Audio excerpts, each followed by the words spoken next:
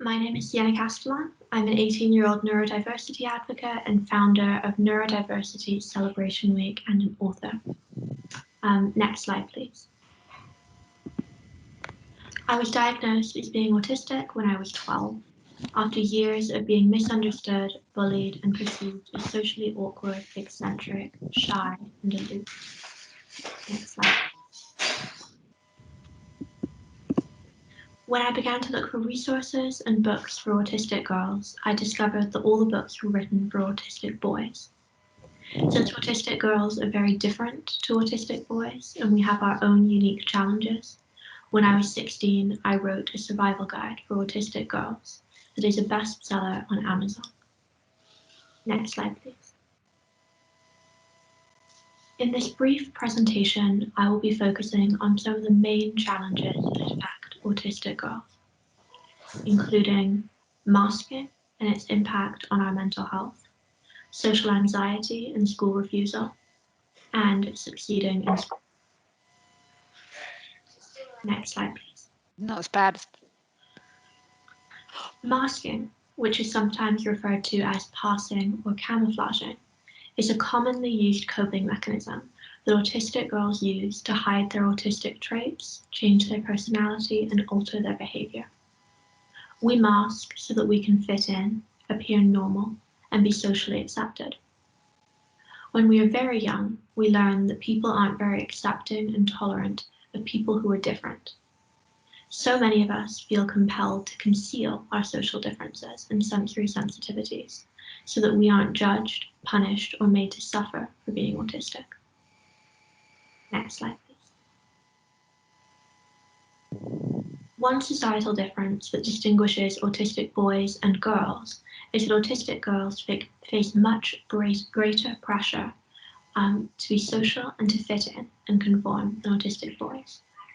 For example, whereas autistic boys have more esoteric special interests that contribute to their early diagnosis, such as a preoccupation with train schedules, girls tend to have more subtle special interests. For example, a fascination with a particular pop star or an interest in horses. Interests that neurotypical girls also share, although not anywhere near as deeply and intensely. Many autistic girls realize that the best way to be accepted and to avoid being judged and rejected by others is to act like everyone else. As a consequence, many of us begin to censor and alter our behavior, so we drastically edit our personality so that others will like us. Next slide, please. Examples of masking include observing and copying other people's behavior, assuming the identity and interests of someone we think neurotypicals will like, preparing and memorizing scripts for a wide range of conversations, forcing ourselves to make eye contact and vary our facial expressions, ensuring we use body language that matches the body language of the person we are interacting with, suppressing our autistic traits so that we can appear normal, for example, refraining from stemming and talking about our passions. Next thing. The strain of constantly being hyper-aware of saying and doing the wrong things and of being exposed takes a huge toll on our mental health and physical well-being. Next slide, please. Adapting our personality and behavior so that we can blend in and be liked ultimately robs us of our own identity and sense of self. For example, many of us imitate the students around us, often parroting their likes and dislikes, their mannerisms, language, and the way they look and dress. However, the more we pretend to be someone else and assume someone else's persona, the more we begin to lose our sense of self and our individuality. This has a devastating effect on our confidence and self-esteem. After all, feeling overwhelming pressure to hide who you are and pretend to be someone else in order to be liked and accepted makes you feel worthless and unworthy. It's therefore hardly surprising that masking can be devastating to our mental health. Next slide, please. Thank you. Masking is mentally, physically, and emotionally draining. I can't overestimate enough how much effort, self-control, and concentration it takes. Next slide, please. Many of us are forced to mask because we believe that we won't be accepted and embraced for who we are. This belief implies that there is somehow something wrong with us, that we're somehow damaged and unworthy. It also demonstrates that we don't feel safe to be ourselves. A combination of the effort it takes to mask and the loss of our identity can eventually have a negative effect on our mental health and can lead to social burnout, social anxiety, and depression. Next slide, please. Almost all autistic girls suffer from social anxiety.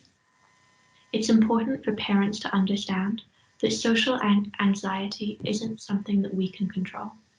We are not being dramatic or seeking attention. Social anxiety is an intense and debilitating fear of social interaction that does not go away. It is a genuine fear that manifests itself physically. For example, it often results in an increased heart rate, chest pain, and an overwhelming sense of dread and panic, insomnia, and loss of appetite. Social anxiety stems from a valid fear of committing a social blunder and of not understanding the unwritten social rules that come effortlessly to others. Our history and track record of making social blunders and misunderstanding social situations eventually causes us dread and wanting to avoid social interaction. Next slide, please. It's not helpful when people dismiss our social anxiety or tell us to get over it. It's important for parents to recognize that our fear is valid and is based on our lived experience. Our social anxiety stems from our difficulty in understanding social situations and from years of social blunders and missteps that often result in us being judged, misunderstood, mistreated, rejected, ridiculed, teased, and bullied. Next slide, please. Social anxiety affects our confidence, relationships, school life, and ability to participate in everyday activities. What we need most is empathy, compassion, and understanding. Believe me when I tell you that no one would ever choose to suffer from social anxiety. Next slide, please. One way you can help your daughter to manage her social anxiety is to identify and recognize situations that trigger her social anxiety. For example, meeting new people or making small talk. Together, you can come up with a plan on how to approach these situations. For example, in relation to small talk, you could come up with a few pre-prepared conversation starters that are tailored for different age groups and social situations. You could also teach your daughter the art of conversation threading. Conversation threading involves taking something someone said and turning it into a comment or an open-ended question. For example, if someone said, "I have a dog," you could use this statement to create several threads. You could ask what breed of dog. You could ask more information about the breed. You could mention that you have a dog too. Empowering your daughter with strategies and techniques that she can use to compensate for social anxiety will help to reduce her social challenges. Next slide, please. As a parent, it's also important that you recognize that you are not the only person that is likely to be frustrated by your daughters when your daughter's life appears to be passing by her. Your daughter is likely to be just as frustrated at not being able to live the life that she wants to lead. It can be very upsetting to be unable to take part in activities we enjoy and to miss out on opportunities. Our social anxiety can also affect our school performance because we may avoid participating in class or be unable to ask for help.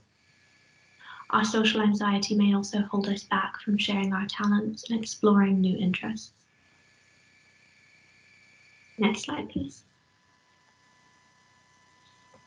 As I've already stated, suppressing our autism and pretending to be someone we are not so that we can try to behave in a way non-autistic people will like or think of as normal is stressful and exhausting. We often live in constant fear of unknowingly saying or doing the wrong thing.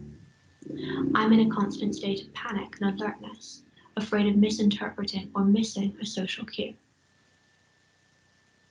Next slide, please. Whenever I have a conversation with someone, I am simultaneously having an inner dialogue in my head.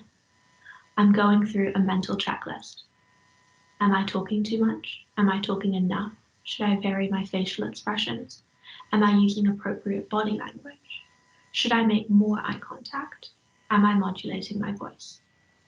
Walking this emotional tightrope can lead to social exhaustion. Next slide, please. Autistic individuals have a limited amount of energy that they can devote to social interaction, but before their social communication skills significantly deteriorate. I like to refer to this limit as our social battery. When our social battery is fully charged, we are at our social best. However, when we socially interact with others, our social battery starts to drain, which causes our social skills to deteriorate until we reach a point that we are unable to socially interact. In some cases, we may even become nonverbal, losing the ability to verbally communicate.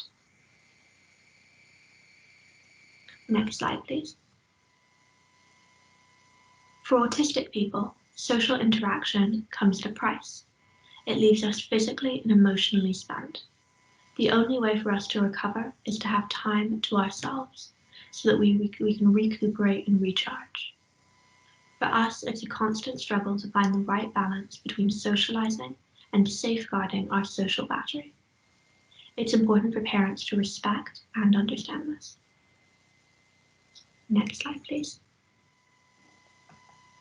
Parents and schools place significant emphasis and importance on having friends and on social interaction. However, not all autistic girls want or need to socialize. Many of us need and like to spend time on our own. Many of us prefer our own company. It's important for parents to remember that autistic people do not experience social interaction in the same way that non-autistic people do. To us, it is hard work and draining. I often receive emails from parents asking me on advice to how to help them to get their autistic daughter to socially interact. These parents express concerns and dismay that their daughters prefer to spend time alone, reading, drawing, or engrossed in her intense interest. Although it may seem odd or unusual to you and may make you feel uncomfortable, you need to set aside your social norms and expectations and listen to what your daughter wants and needs. When your daughter is ready, she will socialize.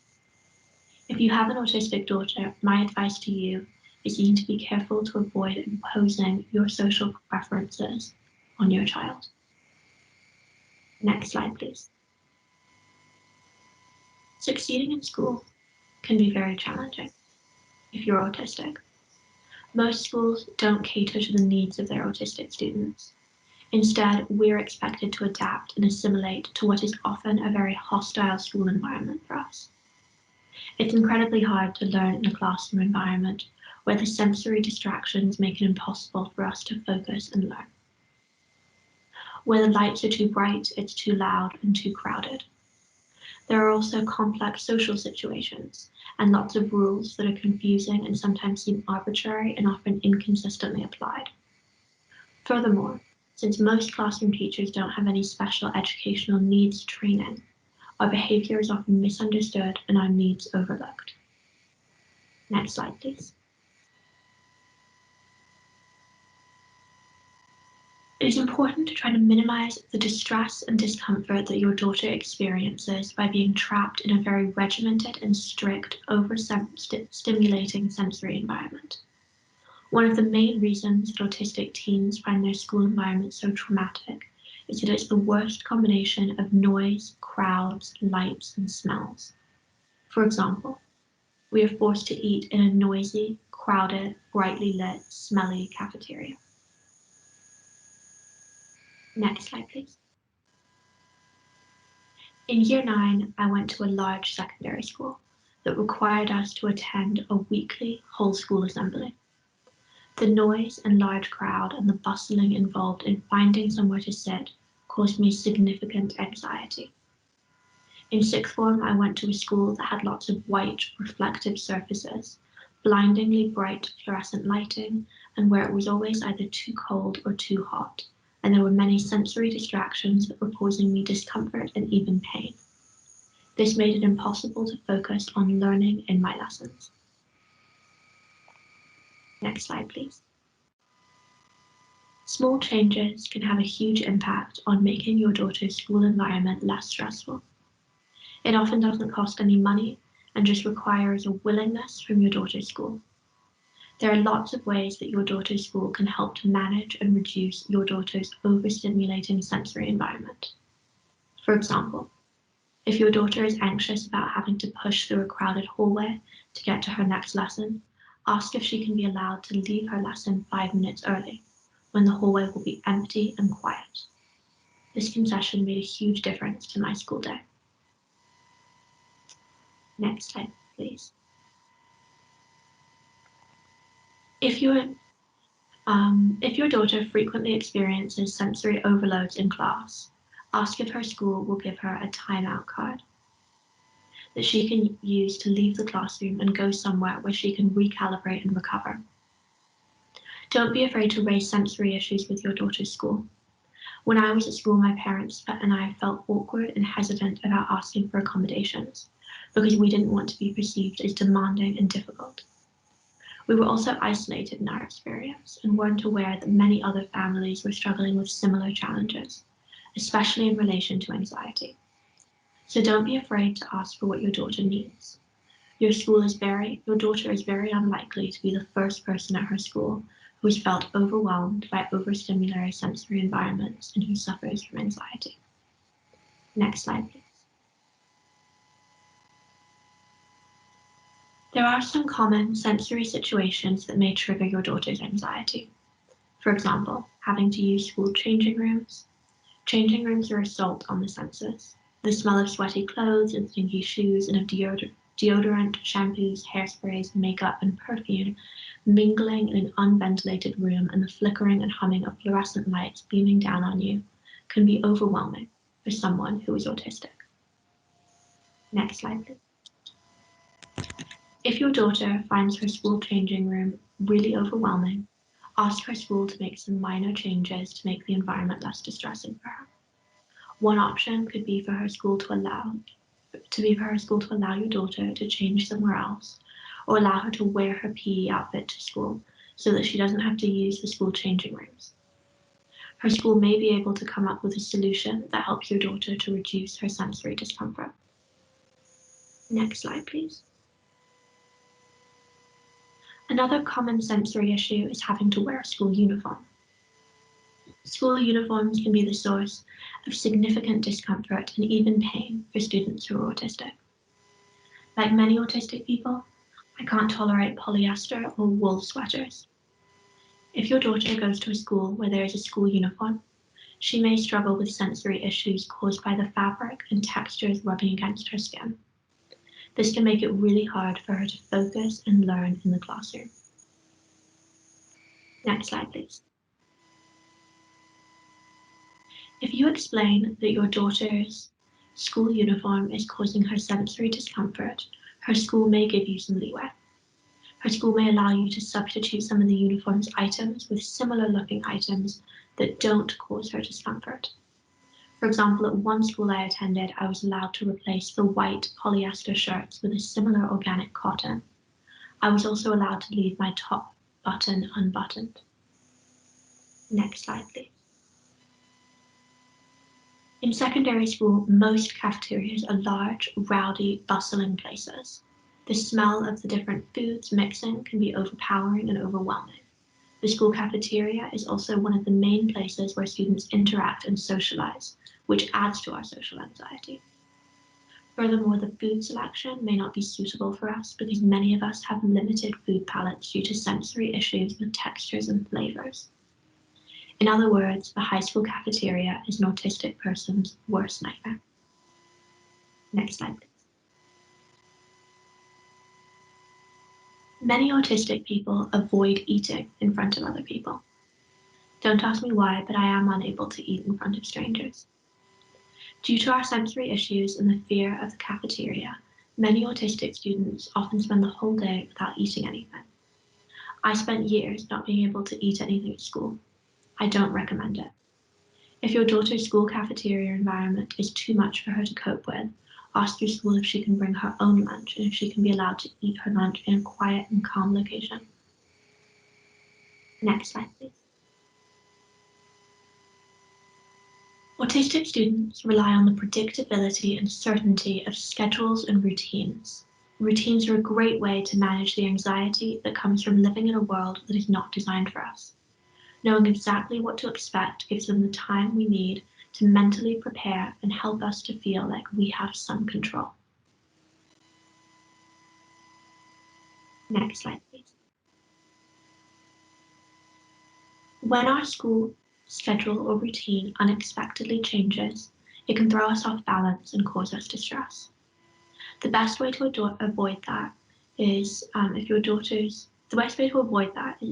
is unsettled by unexpected changes to her school routine, is to ask teachers to inform you in advance of any changes.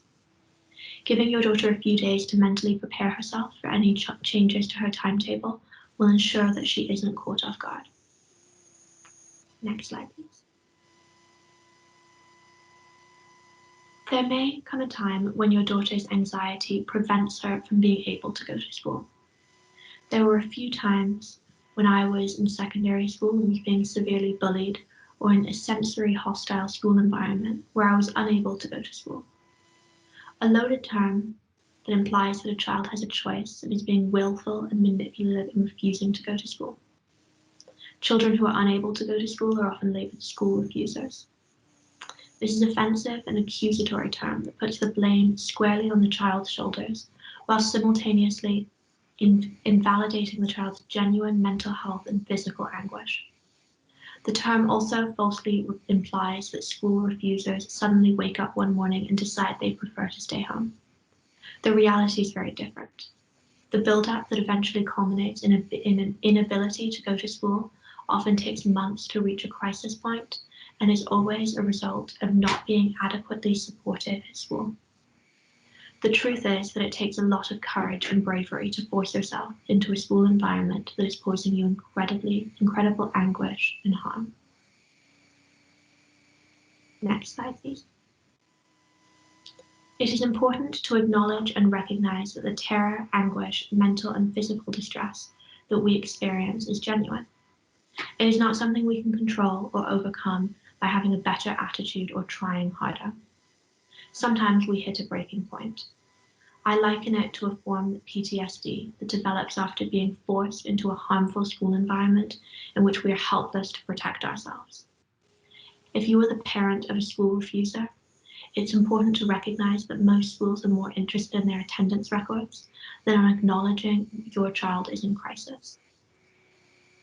You need to push back and fight for what is best for your child. The best thing you can do for your child is to believe in them, listen to them, and consult them in the process of finding ways to make school more tolerable for them. Next slide, please. In concluding this brief presentation, I leave you with some advice. Try not to project or impose your social preferences and expectations on your daughter. Step back and listen to what she needs, even if her needs are different to yours. Be prepared to be her fiercest warrior and to fight to get the help and support she needs. In order to see the world from her perspective, step into her shoes and try to imagine what she is experiencing. If you do, you are likely to find that she is trying her best to find a place in a world where she is misunderstood and that isn't designed for her. Thank you so much. Thank you for that, Siena. That was really interesting. I'm just going to switch screens, and I appreciate that halfway through that I realised that I was in a room that was dark and I had no way of switching my light on or knocking my video off. So apologies for that. I'm going to knock my video off now because I appreciate that will look strange. I'm going to switch screens. I've just opened it now. There's nothing else to share on here. So I'm going to hand over to Jeremy, who is going to take over from this point and lead the next section of tonight's session.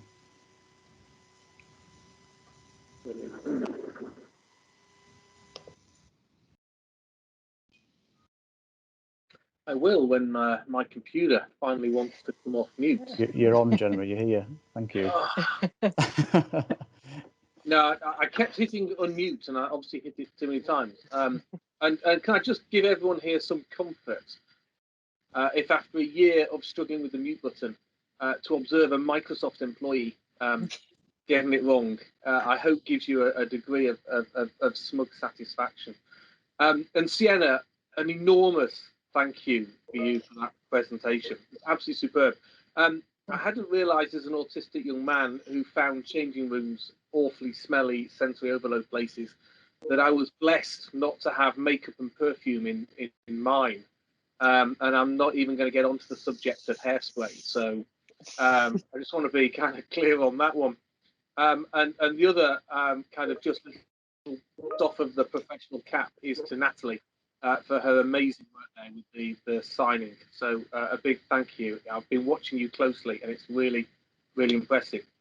Right, enough preamble, because I want to get into really the whole sort of idea of what does autism mean for an autistic person, and just broaden horizons beyond what Siena's given us into a little more of that sort of space. And absolutely delighted to be talking today with both Miranda and Charlotte. And I'm going to start, if you don't mind, with our very own Miranda, our space. So, Miranda, I'm going to ask you, could you please just talk to us a little about your childhood as an undiagnosed autistic? Yeah, sure.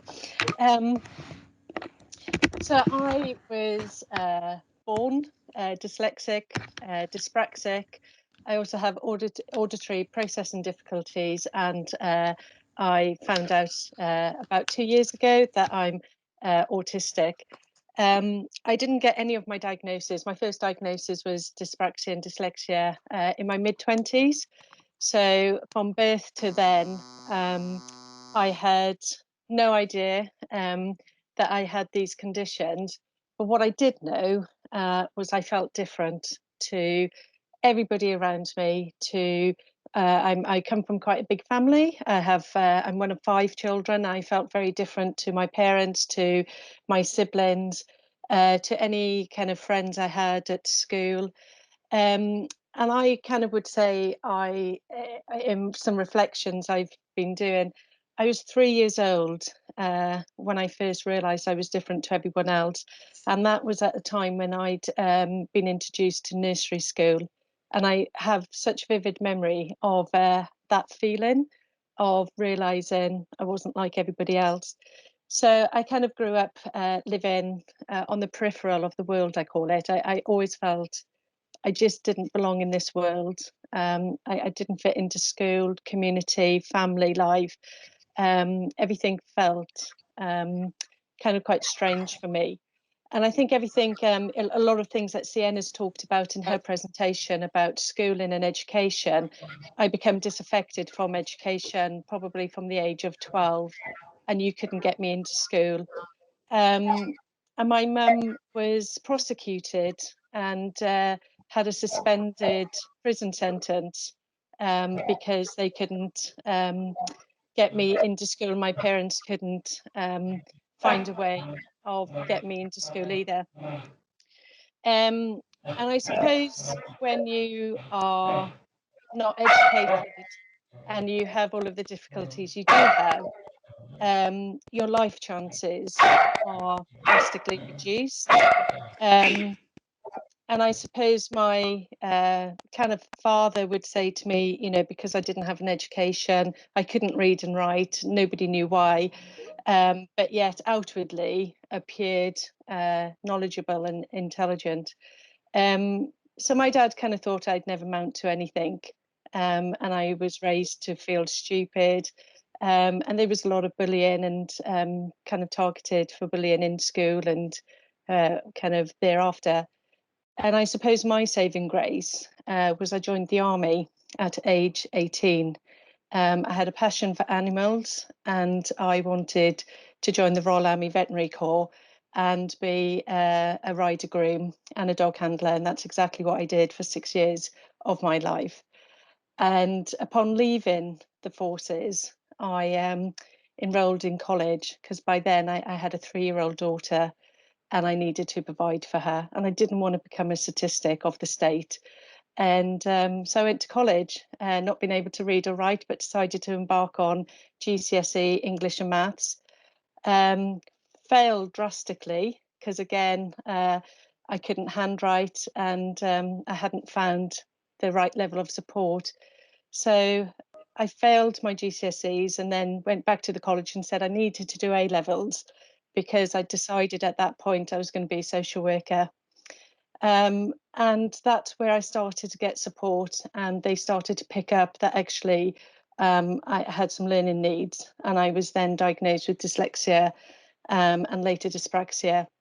And then it took me 3 years with the support to get, I think I've got 1 GCSE, failed A-level sociology twice, but I went to the University of Durham and I got a degree in sociology, and then went on to do my qualifications in social work. And I've been a social worker now for 17 years. And then I have a new journey, living my life as a dyslexic, until about 2 years ago. There was always something missing. And then 2 years ago, I finally got diagnosed for autism. And since then, I probably feel more whole now than I've ever felt in my life. And I'm living a new life. And it's probably my best life now. Brilliant. Thank you so much. Charlotte, forgive me, perhaps I could ask you the same question. You know, tell us about your childhood as an undiagnosed autistic child. I'll do a short version, if you don't mind. Yeah. I mean, I was a child back in the 60s, and I mean, those days nobody knew anything about anything. I was very, very withdrawn and shy. Definitely a lot of what Siena talked about rang bells with me. I did like sitting on the top of trees because there was no other people up there and the leaves would cover me up. That was very comforting. I was also hiding in the long grass. Nature was a really good place for me to be in. I was virtually non-speaking until I was 11, 12 years old. It was so hard for me to say anything. And if I did, it always felt as if everything was wrong. And I was always like, on the outside of the circles, any circle with people in. Animals I'm quite happy with, right? Because they just take me as I am. But any circle with people in, even my family circles, I was on the outside of. We have four siblings. And it was like, I actually considered that maybe I had a different father or was adopted something. It's like I was too different from the rest of them. So I think this feeling of being completely outside was definitely something that came back. I got smell sense overload very easily. I can smell when people are ill, which I thought everybody could. People smell differently, right? When they're ill, and I thought this is natural, everybody. You don't ask other people, can you see or can you smell or can you hear? You just expect they do. So I didn't really realize that my smelling sense was a bit extreme, although my dad did say I was smell allergic, and I never understood what he meant. But then finally, when I got diagnosed, I did understand. So I could see, I did all these things that today people would pick up on. I would jot down car number plates in a little book. I had all these lovely little lines of numbers next to each other. It was really pleasing for me to look at and to do. I had my dolls lined up, either sleeping or sitting up, but always lined up. They had to be lined up very, very precisely. So, looking back, I could see that all the signs were there. It's just that nobody noticed. So I didn't do well in school. I struggled through school generally. I was highly uninterested in school. Although I read Winston Churchill's biography when I was 12, nobody knew I did. And so generally they felt I was dumb. And that was the feeling I left school with. Brilliant. Thank you. And so much there that I have to say kind of meshes with my own childhood. I kind of want to go, the next question takes me back 20 years to a very drunken night where my then girlfriend and I were around at some friends. I think we're on wine bottle number 6 between the 4 of us. By the time that Emma, our friend, said to me, she says, and she'd obviously been bottling this up and waiting until she had enough to kind of be bold. She said, do you think you might be autistic, Jeremy? Which kind of meant nothing to me. And it wasn't until I went on the internet and read about it that all the lights came on. So I'm going to ask you, Charlotte, to talk to us about how your diagnosis came about. I know you sort of came out or self-disclosed or whatever term you want to use last year, but how did the diagnosis actually, come about for you? It's it was kind of odd because I sort of lived my life. I mean, I'm 57 now. Around 50, I have one friend that I've had all my life, Tina, and she said to me one day, she said, "Do you think you might be autistic?" I was like, "No, actually." And I was like, "So why did you ask?" I was just curious. Why would she come up with this? She said, "Oh, I'm just sort of thinking there are certain signs, and you seem to be attracted to men that seem to be autistic." I was like, okay. So I sort of thought nothing of it. I do have an autistic son. My brother has an autistic son. So, I mean, it clearly runs in the family, and I believed I knew enough about it to have known if I was as well. And I guess all the issues I've had throughout my life of feeling sort of left out. I left Denmark, which is where I'm from, when I was 24. And I was very happy to leave everything behind because I go to the UK, I'm a foreigner here, so I don't get put into the box that I'd get put into in Denmark. And if I do something, crazy, or I'm a bit too blonde, or I say something, I say, "But that's what we do in Denmark," and people kind of accept that. So that was my way of not having to think deeper about, am I really different? So anyway, I then had this article sent from someone that said, "Undiagnosed mothers of diagnosed children," and this was all in the same week, and I was like, oh, maybe I need to check this. So I did this online test that Cambridge University have done, autistic quotient, to measure the number of autistic traits like neurotypicals have and autistic people have. And it's like 50 questions or 50 traits, and apparently neurotypicals has an average 15, and autistic people have an average 35. Well, I had 37 on my first shot at that. I was like, whoa, that's odd. And I then thought, okay, let me do another 10 tests.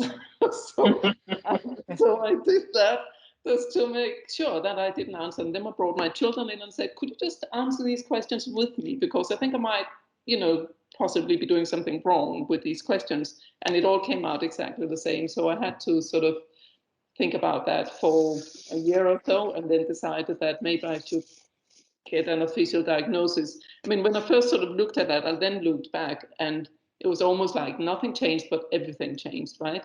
Everything changed. I looked back and all the memories and understood why this, that, and the other. I got bullied relentlessly when I was a child. I was virtually silent. I mean, if you could imagine a child who doesn't speak, that was me.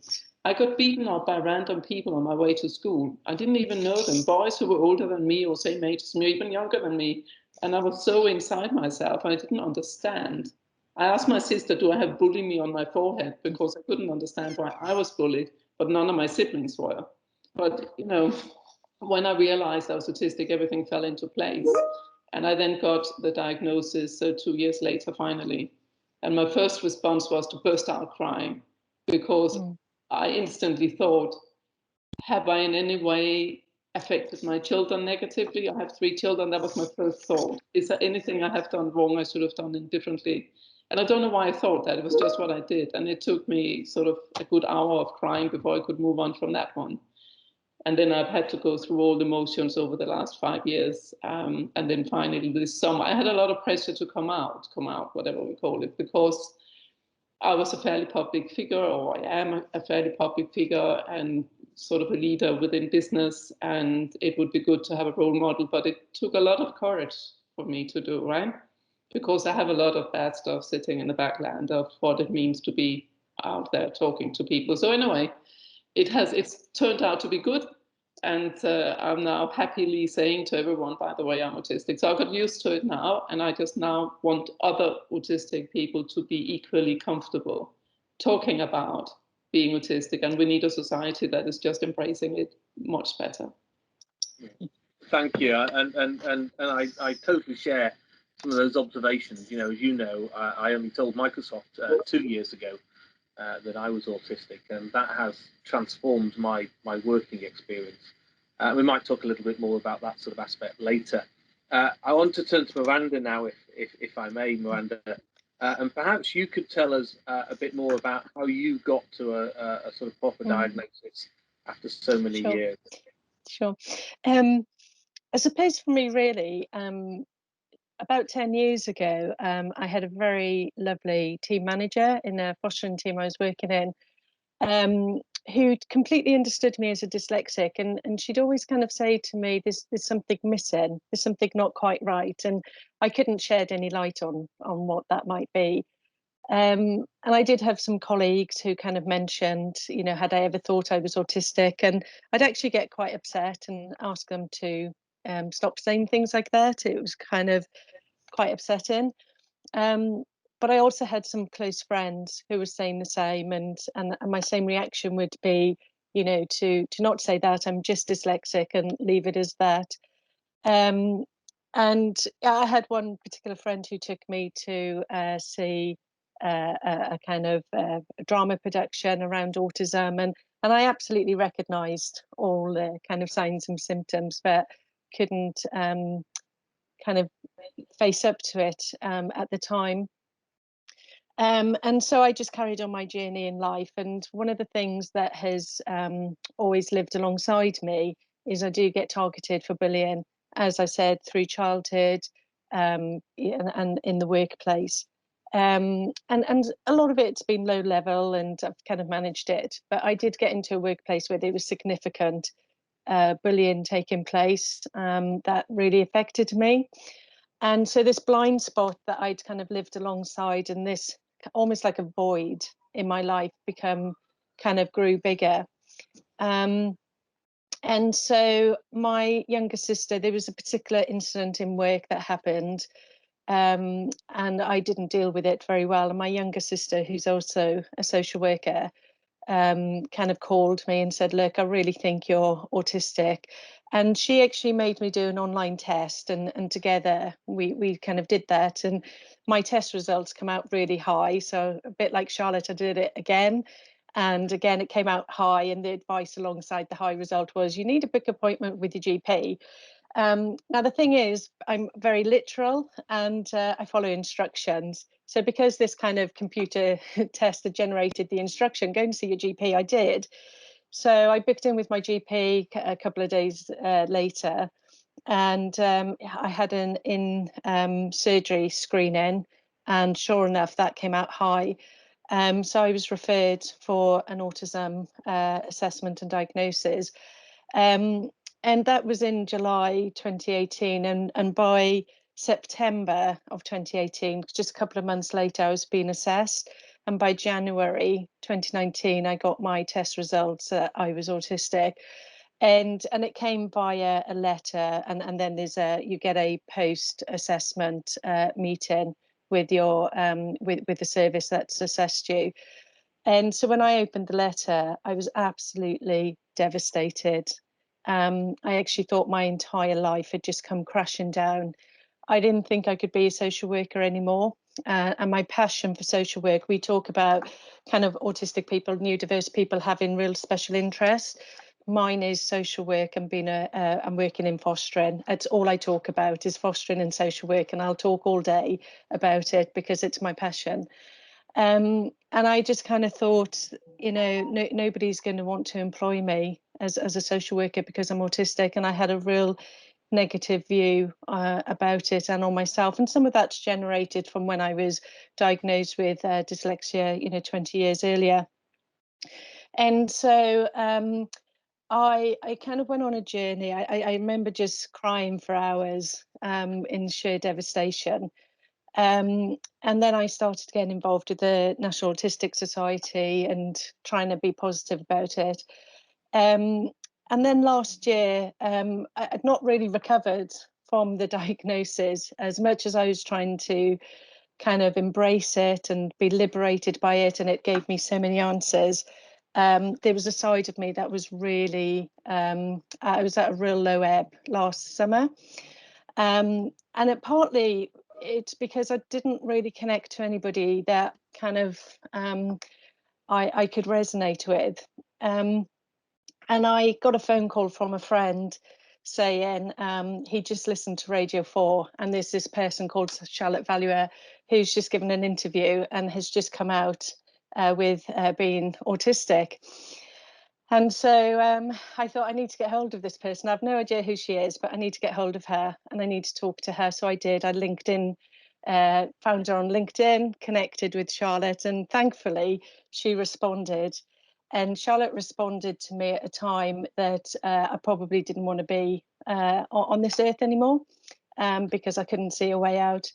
And I connected to Charlotte, and I would say that the lady on here tonight presenting with me, I would say she not only saved my life, but she's given my life back to me, because she's helped me to feel so positive. And in the you know, when I was faced with adversity and lots of work stuff going on, she helped me feel so positive about being autistic and actually being proud of being neurodiverse.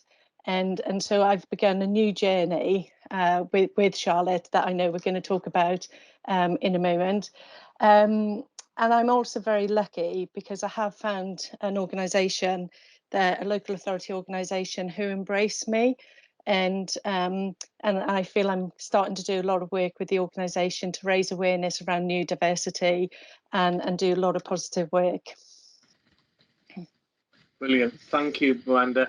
And forgive me, I'm going to go straight back to you, if I may. I want to talk a little bit about a subject that Siena brought up so well, which is masking, which, quite frankly, we chaps with autism aren't anywhere near as good at as you ladies.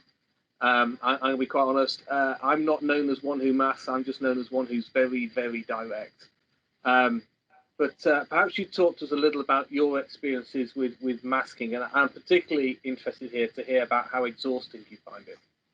Mm-hmm. So masking for me is, I've done it all my life. In fact, I think I've been doing it since I was 3 years old. And a lot of that has been about, I've studied human behaviour like there's no tomorrow. And what I didn't realise I was doing, I was studying human behaviour and then starting to try and mimic and copy behaviour so that I could fit in with neurotypicals. And I had no idea I was doing that. I've learned so much about masking and camouflaging ever since my diagnosis, and I understand so much more about myself and some of the traits that I've kind of developed over the years.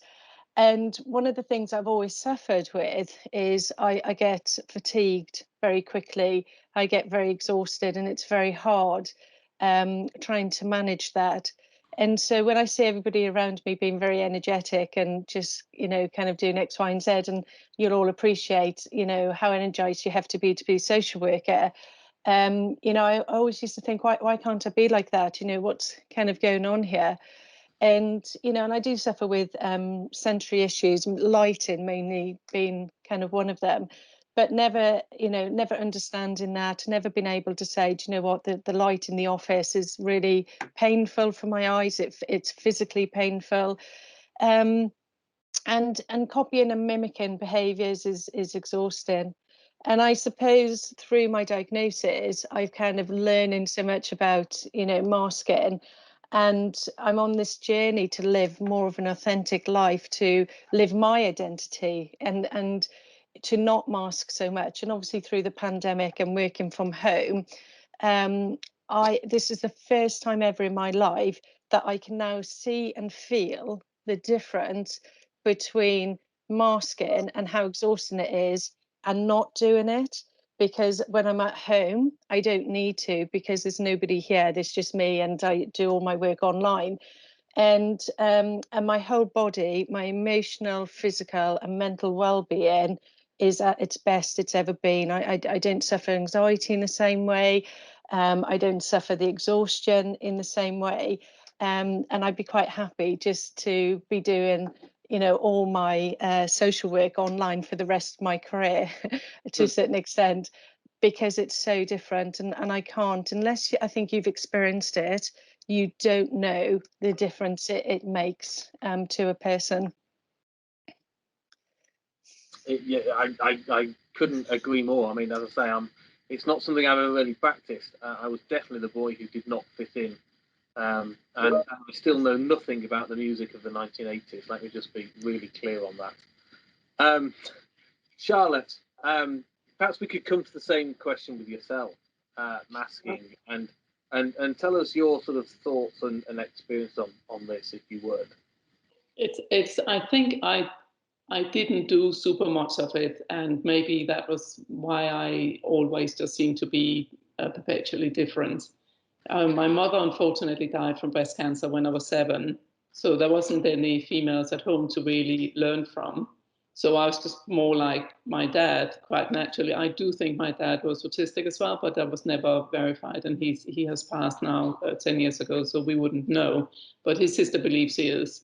So I think within my family, it was like I was different, but it was okay to be different. So therefore, there wasn't so much noise about it within the family, because we were all a little bit, I mean, well, my dad certainly was a bit different too, and I got along with him very well like that. But what I did observe was that when we were visiting my mother's family as opposed to my father's family, my sister seemed to be 2 different people, which I found really confusing. And so I do think that neurotypical do mask all the time, but they do it intuitively, or they fit in intuitively, so it's not so hard work. But I could literally just be me. And I think I was lucky that I went into work area. So I started in a bank when I was 18, and I went on to be a stock exchange trader in my early 20s. And it just worked so well for me, because I think we were all a bit on the spectrum, actually. And then in dealing room, it's in the city of London later again, I actually think I just fitted in really well. It was never an issue, and I was just who I was. And so I'm aware sometimes that I'm just not exactly doing what is expected of me, but I think now I'm just too old to care. I'm just like, look, this is who I am, and you've got to take it. But when you're young, you don't really think so much about it. But it was just always painfully difficult for me to fit in. And I think I just accepted that I didn't, instead of trying to mask too much, because it was too confusing in my head. Yeah, I know that feeling really well. Let's come, if we can, because I'm conscious, we've time's ticking on. Let's come to sort of next bit, which is ION, the Institute of Neurodiversity, because obviously this is very close to the hearts of all 3 of us here, and I just sort of thought, well, look, this is your baby, this is your idea, Charlotte. So perhaps you'd like to talk to us about ION, and more importantly, why has this come about? How has this come about? And what is it going to achieve? So as I have been thinking of all these things over the years, after my son got diagnosed and I got diagnosed, what has struck me was that there isn't a community for neurodiverse people. We don't seem to have a community or somewhere we can reach into or go to. And for me, it was a very lonely journey, both as a mother of an autistic child and of being autistic myself, now an old autistic woman, which I guess I have to call myself. It just feels like there is no natural place to reach out. And when I came out last year, there's so many people, like literally hundreds of people reaching me from all over the world who were autistic themselves. And I'm just thinking there is such a need for somewhere that we can all go. So the Institute of Neurodiversity is something I'd like to set up as a global initiative that is supported by governments in all different countries. We're starting with the UK, with being to MPs and all parliamentarian groups to be supporters of this as well, and be the place that we're all about neurodiversity networks. We will have the tools that you need to create neurodiversity networks in the workplace, the tools for neurodiverse people to bring it into the workplace, and for smaller neurodiversity groups to be set up in communities, in cities, in countries, in the world, where we can all be interconnected, and that way sort of have this mesh of neurodiversity connectivity around the world, which I think is really, really important for us all to feel we belong somewhere. And it's not just for neurodiverse individuals, it's also for our allies. And hopefully one day, neurodiverse people and our allies will be everybody in the world. That's a good endpoint. Brilliant, thank you. And Miranda, slightly different sort of slant on that. Why did you get involved in ION? I guess kind of when I connected with Charlotte and she introduced me to the idea, the concept of ION, I immediately engaged in it, and I have I have this thing that I've always had of I want to make a difference in the world. I want to change the world, and I think this will be one of the ways to do it. That I don't believe anybody should ever feel they live on the peripheral of the world. I think I have such a passion about equality and inclusion, and I'm one of the things that I think I've suffered with through my life is not having a voice. And when I work with children and young people, I always recognize when they don't have a voice and try and create that platform for them. And I recognize we need this for neurodiverse people, is to have a voice in the world, to lobby government to change policy so that we can change culture. And I've just been reading some of the questions in the group chat, and I know we'll come to them shortly, but somebody's asked, kind of what am I doing in the workplace, to make change. And what I would say is I've changed many organisations through my life by challenging inequality. And around neurodiversity, I've been making changes. So in my current workplace, I'm just about to launch the Neurodiversity Support Network group. And I've got a disability passport that HR have taken on. We're going to change the name to make it more inclusive. And I've just found myself on the autism strategy group, which I started today. So I feel kind of doing things at local level and being part of ION will I hope give and make the greatest change. I lobby my MP all the time. She's been working with me, and we've been, we have this passion to get every local authority, every member of staff trained in autism, so to set up kind of support development training platforms so that you guys can go out and deliver it into the community and kind of join up. There's so many fantastic organizations out there, but to join everybody together in order to create that voice and that one voice in the world. Brilliant. Thank you, Miranda. That's really, really appreciated. Right, really quickly, because we've got 2 minutes left, and I'm conscious, Sharon, you've got your hand up, and I hope you don't mind if we can just hold on one moment. We're 2 minutes away from Q&A, and I'll come to you first. So Miranda and Charlotte, you have 1 minute each to say, what do you think is, and I'm going to ask Charlotte first, what do you think has contributed to helping you become successful within your chosen career, and obviously particularly with a sort of neurodiversity view on that? Looking back on my career, I have no doubt that being autistic has actually made my career. It's made me focus deeply on certain areas that has helped me massively within my work. So the areas I am interested in, I know a lot in, but many other areas I know nothing in. I never watched television, for example. I don't know much about soap operas and things that many people seem to enjoy. I like facts, and facts help me in my work, right? Because I'm in finance and numbers work and all that stuff. I'm currently really, passionate about governance, which many people find dead boring. I think it's extremely exciting. So that's what my bedtime reading is. So that has helped me without any shadow of doubt. That has helped me being an expert in certain areas. I'm a visiting professor at a university in governance now. And I didn't do well in school. So, hallelujah, I wouldn't have done that without being autistic and having this ability to hyper-focus for many, many hours on things that has my interest. But try to make me do something I don't want to do, that's just not possible, really. Yeah, if I'm in a job and I lose interest, I literally have to resign because otherwise I'll be fired. Yes, I learned the other week about a neurodiversity condition called PDA, pathological demand avoidance. And I discovered it because a friend of mine got diagnosed with it. There you go. And you find these things every week, it seems. But I'm taking time from Miranda from her minute. Miranda, really quickly. Very quickly.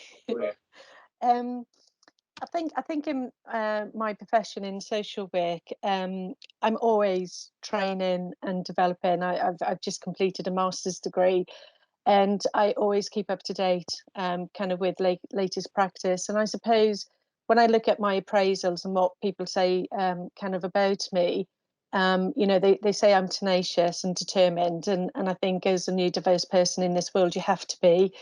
But I'm very detailed in my practice. I have a real difficulty with, I have no concept of time. So, because nobody's there telling me it's time to go home, I just keep working and get things done.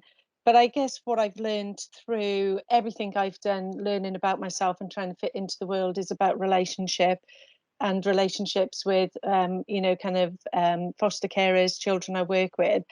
And I make that the most important thing, and to use that to affect change and to deliver the best service I possibly can as a social worker. And I think also having a really good manager who understands me, and gets me, is probably the most important thing, because without that, the workplace can be a very difficult place for me. Brilliant, thank you. So that covers the sort of questions that we were sort of kind of thought about beforehand and prepared. But I'm conscious there's a couple of hands up. And Matt, I'm kind of looking here to you for guidance. Are you okay if I go to a couple of questions before I hand back to yourself? Yeah, absolutely. And there's a couple that have been posted in the chat, but I think you've been answering those as they've been going on. But yeah, let's pull the people who've got their hands up, and we can see what comes from there. Been trying to. Sharon, I'm conscious you had your hand up first, so perhaps you'd like to just dive in with your question. I really wanted to just say that it's really inspiring to hear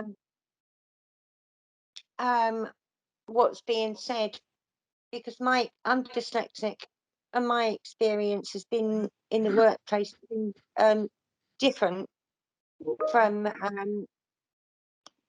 Miranda's. It's yeah, it's been quite I don't think that my dyslexia has a place in the workplace at all. So I was just inspired by the work that you're doing, you know, to be able to bring that evidence into the workplace so that people understand what it's like to have this disability.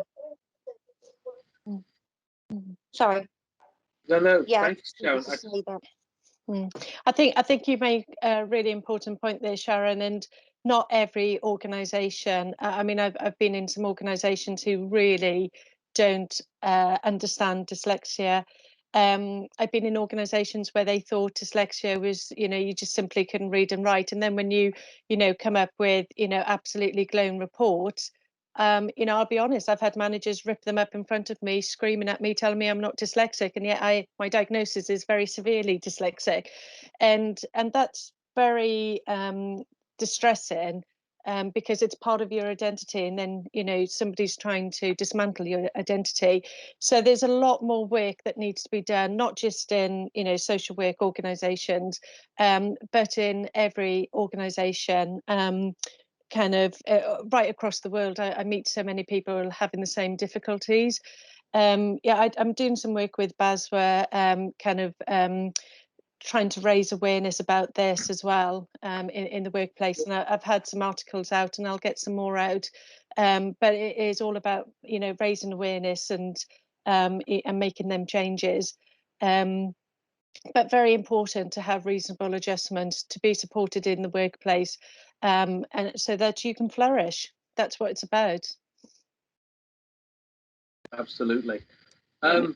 Just very quickly then, because I'm conscious of time. Kate, do you want to dive in with your question? Just quickly, I was looking at the AQ10, the sort of short form assessment for autism in adults. And just thinking about the masking that Siena mentioned, and I wondered whether, Miranda, you had a view about being a social worker and the impact of that in terms of, I mean, I am on the autistic spectrum, and I suppose I think that many of the questions on the AQ10, I probably would answer in a way that wouldn't get me a diagnosis of being on the autistic spectrum, because I've spent most of my life as a social worker working hard on those skills like reading people's faces, reading between the lines. That's what my life has been about, and I worked to achieve that. So I just sort of thought, you know, so I probably wouldn't be diagnosed as being on the autistic spectrum, because I'd be saying, oh no, that's not me. Just wondering what your thoughts would be about that. It's I think it's kind of quite interesting, because I don't do eye contact. So because I have auditory processing difficulties, I learned from a very young child, because I used to go to deaf club, and I learned to lip read. So when I talk to people, I'm actually concentrated on the lip, and I don't have to look into the eyes. The only person that I'll do eye contact with is my daughter. And she gets very emotionally moved. There's a very strong connection. But I don't do eye contact with other people because it actually physically hurts me.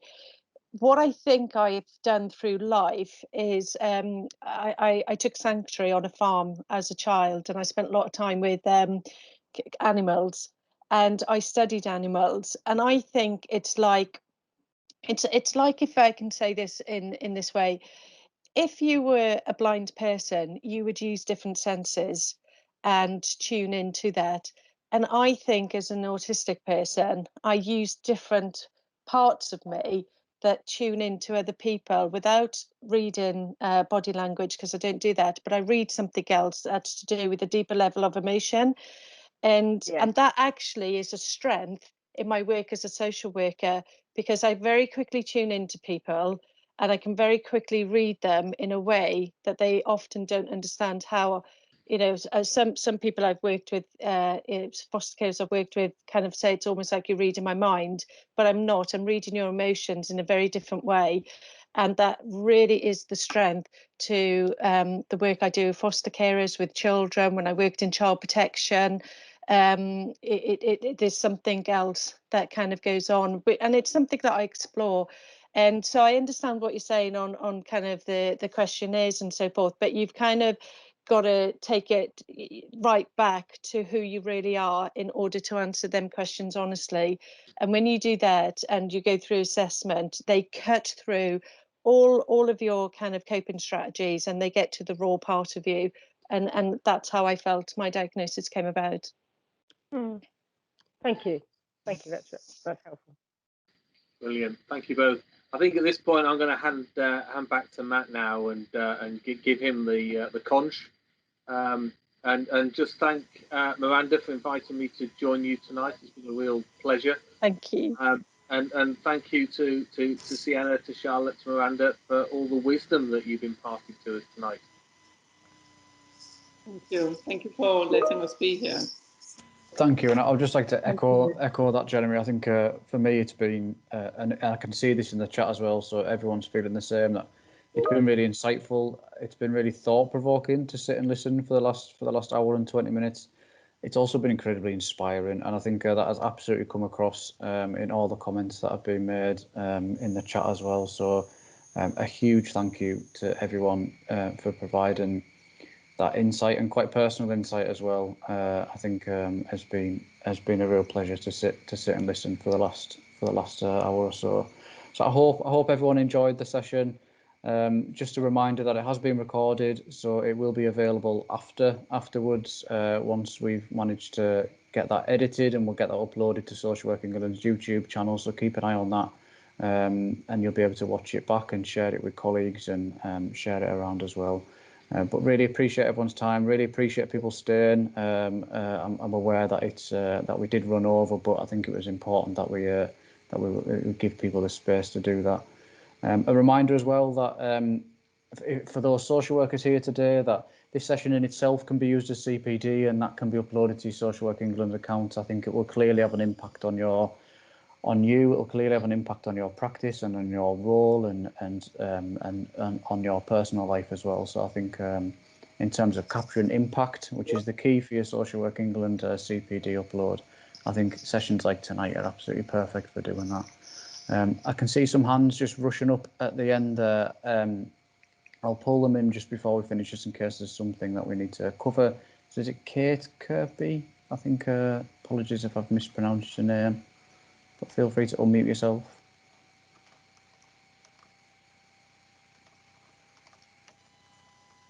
No. And then we've got Barbara, who's got a hand up as well. Barbara, feel free to unmute yourself. Yeah, can you hear me okay? I can, yeah. Can I just first of all apologise? I've never done Team Viewer before. I used to manage the fostering service for a local authority. So Miranda, I found what you were saying, I mean, what everybody was saying really interesting, but what you were saying, some of it really rang true with me. I'm also the parent of an autistic male adult. He's now an adult, he's 31. I don't know how to do the chat. I feel rather stupid because I don't want you to feel I'm not contributing or joining in. So I wanted to say verbally, I thought every speaker tonight was superb.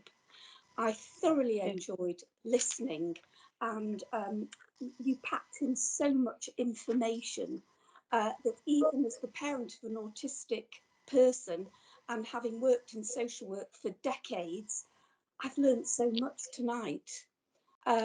So a huge thank you. I wanted to say that without leaving, because I haven't joined in the chat, which I still don't know how to do.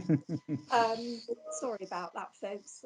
I'll blame it on my age. Perfect, Barbara. It's sometimes nice just to hear that verbally as well. So you don't always have to use the chat, and I'm sure I can see the presenters smiling away. So it's always nice to.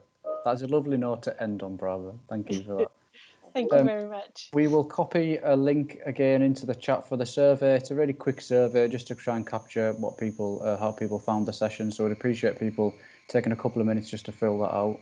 So we'll copy that back into the chat, and we'll end there. Again, I appreciate that we've overrun, but really appreciate people's time, and a massive thanks to the presenters here tonight. I think it's been a lovely way to spend a Monday evening. Thank you. Thank you so much. Thank you, everybody. Thank you. And thank you for having us. Thank you. Thank you. Take Thanks, care. everybody. Brilliant. Okay. Thank you all. Have a great Bye. rest of your evening. Thank you. Bye. Thank you. Thanks.